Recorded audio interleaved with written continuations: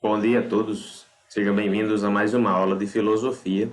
Hoje nós faremos uma breve recapitulação de alguns dos assuntos que a gente estudou até aqui, que vão servir para vocês se lembrarem de matérias que poderão cair no simulado de filosofia para a primeira EJA, certo?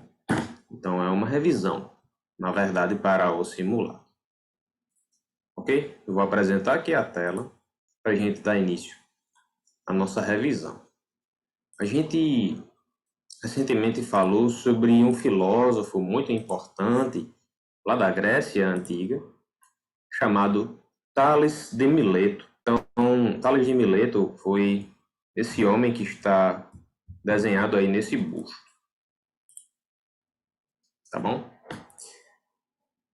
Então, pouco se sabe sobre Tales de Mileto. Não há muitas informações, até porque ele viveu na antiguidade, tá bom?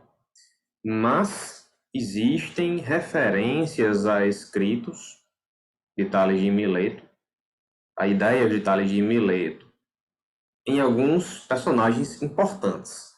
Tá? Alguns homens, filósofos, historiadores da antiguidade fizeram referência a Tales de Mileto em suas obras também. Por exemplo, qual foi um desses importantes personagens que se referiu ou mencionou Tales de Mileto? Alguma ideia dele? Um deles foi Aristóteles. Nós sabemos na filosofia que Aristóteles foi um filósofo importantíssimo da Grécia Antiga. Ele foi um dos que mencionou Tales de Mileto em suas obras. Tá certo? Inclusive, o próprio Aristóteles foi um dos que falou que Tales de Mileto foi o primeiro homem capaz de fazer a previsão de um eclipse. Tá certo? Porque, afinal de contas, além de filósofo, Tales de Mileto também era matemático. Então, ele sabia que a Lua era iluminada pelo Sol e tinha alguns conhecimentos, até mesmo astronômicos, né?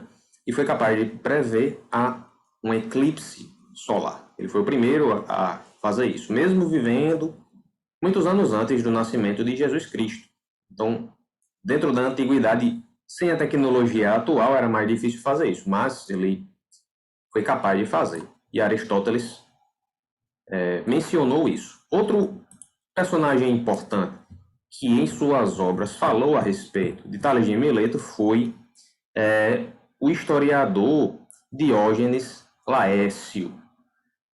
Tá bom? Diógenes Laércio, esse homem aqui, da figura, foi um dos que se referiu a obras de Tales de Mileto. Tá bom? Outra coisa importante com relação a Tales de Mileto é a forma como ele estudava ou analisava as coisas. Ele fazia isso através da observação e da dedução. Observava e deduzia.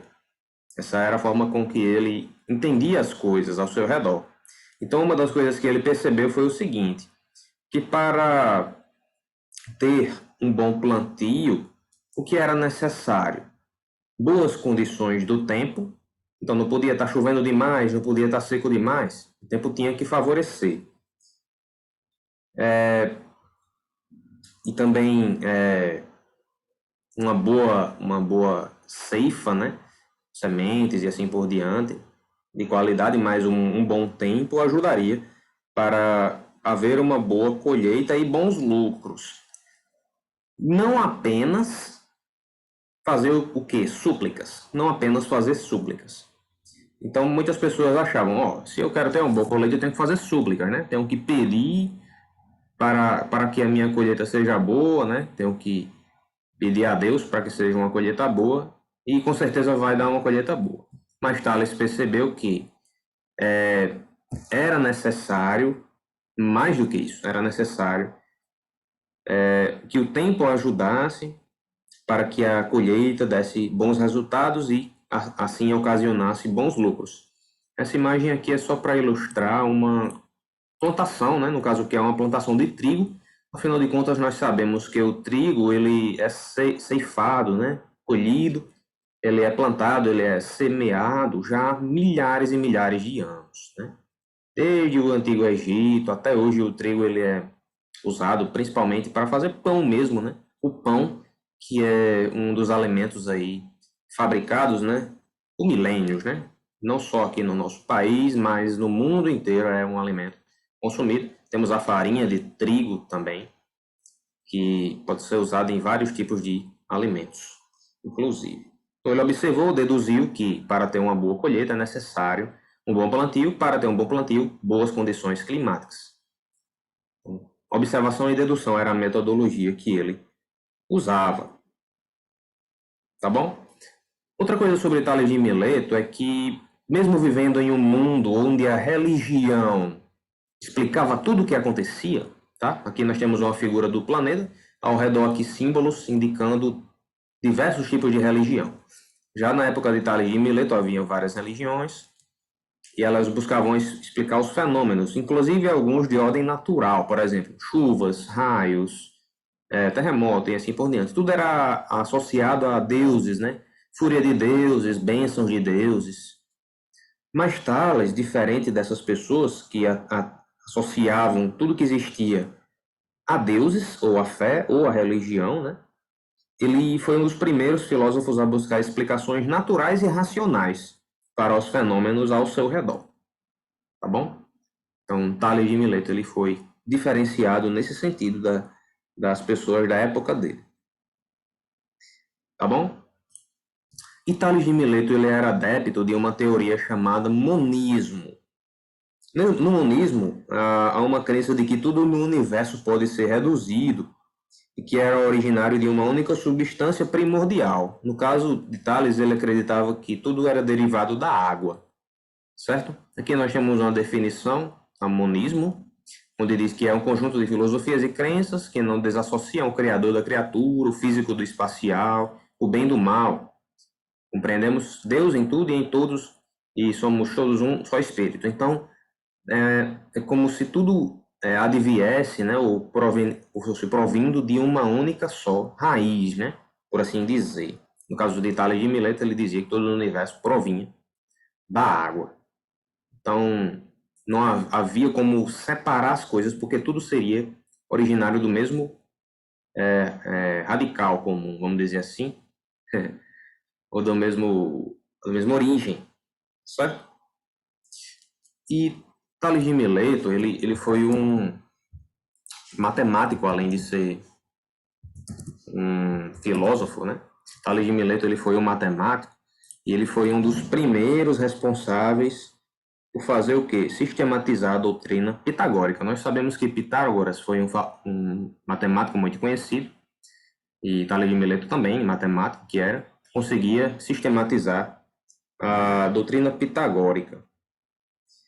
E com isso ele deduziu, ele percebeu na visão dele, né, que o que permite conhecer tudo que há delimitado na natureza, que possui a realidade mais verdadeira, isenta de engano e falsidade, é o número e, por conseguinte, a sua precisão.